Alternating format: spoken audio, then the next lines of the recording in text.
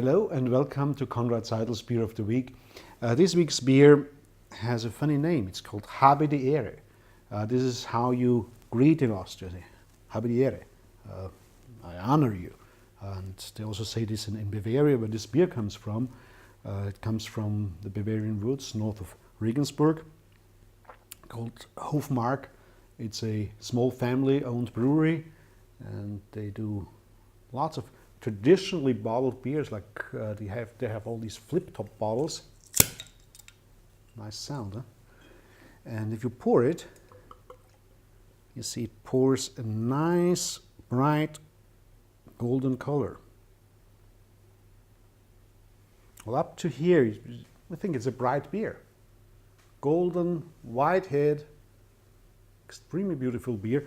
But in fact, it's an unfiltered beer. So if you pour the rest, you get some haze and a lot of yeast in here. Develops nicely in here. I love this white head, and it has a nice malty nose.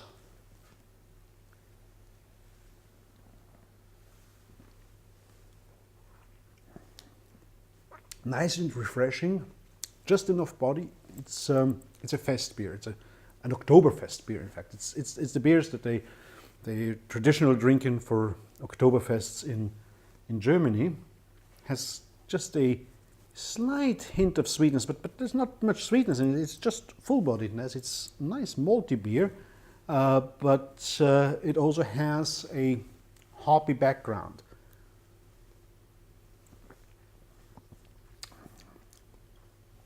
This hoppiness gives it a dryness in the aftertaste. So it's not about the hop aroma. The aroma is all malt, but there is some hoppy bitterness that sort of balances any residual sugars that are there, and it's a beer with a bite. It's a beer that you want to have a bite with. I mean, like, it would be ideal to have a pretzel or maybe a bockwurst with it. But yeah, it's a beer to drink with friends. Not a beer to drink too much of. It's 5.9% ABV, which means it's a bit higher in alcohol than your usual lager, and you would not like to drink more than maybe 3 or 4 liters of it. No, 3 or 4 glasses. Be patient. It's a beer that's easy drinking, and it's dry in the aftertaste, but don't drink too much. Just enjoy it.